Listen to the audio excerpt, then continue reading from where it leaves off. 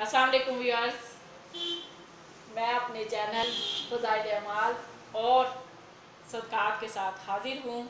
उम्मीद करती हूँ कि अब तक की वीडियो आपको पसंद आई होंगी।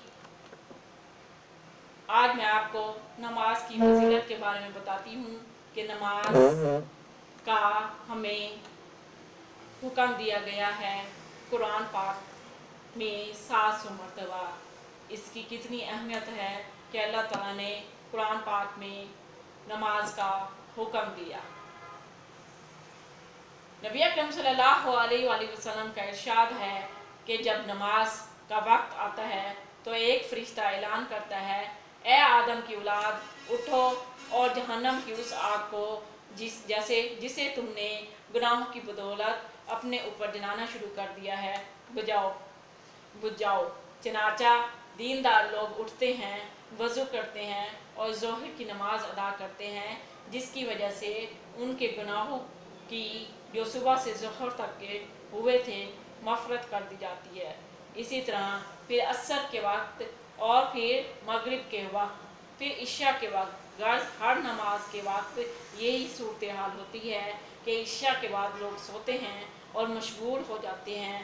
उसके बाद अंधेरी राह में बाज़ लोग बुराइयों में की तरफ चल देते हैं और बाज़ भलाइयों की तरफ।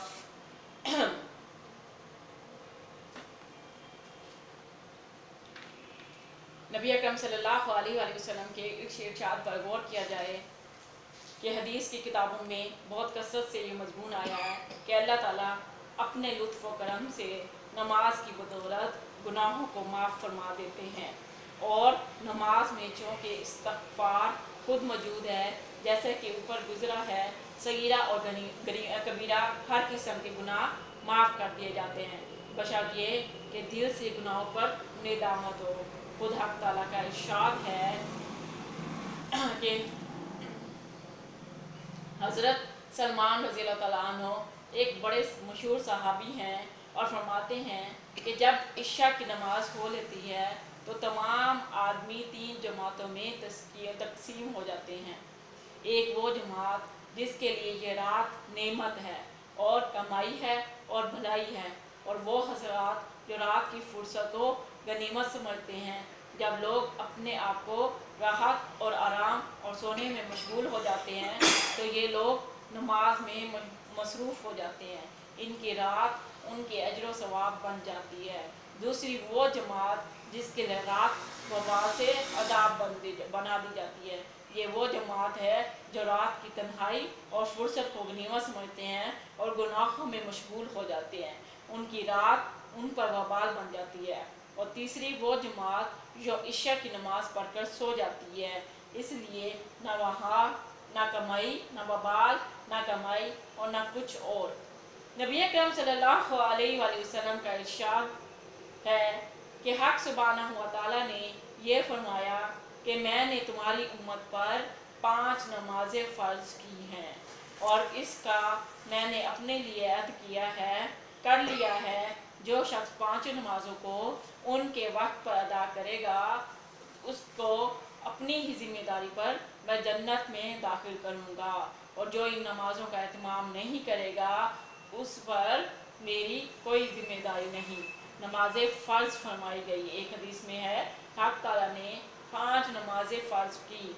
जो शख्स इनमें लापरवाही करेगा और किसी किस्म की कोई कोताही ना करे और अच्छे तरीके से वज़ू करे और वक्त पर अदा करे और खुशू खुजू के साथ अदा करे तो हक़ ताला का अपने बंदे के साथ ये अहद है कि उसको जन्नत में ज़रूर दाखिल करूँगा। जो शख्स ऐसा ना करे तो हक़ ताला का उस पर कोई अहद नहीं कि उसकी मग़फ़िरत फरमाए या ना फरमाए।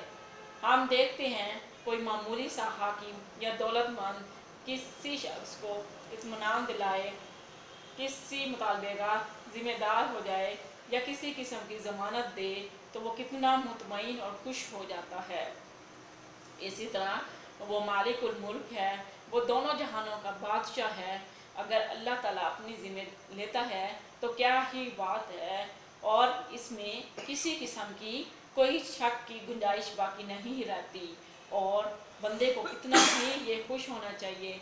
हमारे प्यारे नबी की हदीस کا ہر حدیث سچی ہے، اور ہمیں اس بات پر یقین کر لینے چاہیے کہ حق سبحانہ و تعالیٰ نے خود یہ بتایا کہ میں اس کے گناہ معاف کر کے اس کو جنت میں داخل کروں گا۔ یہ نماز پڑھنے والوں کے لیے بہت بڑا تحفہ ہے جو صرف مسلمانوں کو ملی ہے۔ اللہ تعالیٰ ہم سب کو 5 وقت کا نمازی بنائے، اور ہم سب کو سچی اور خضوع کے ساتھ نماز پڑھنے والا بنا دے، اور اللہ تعالیٰ ہماری نمازیں قبول فرمائے۔ آپ سب کی دعا گو، ندا عادل۔ اللہ حافظ۔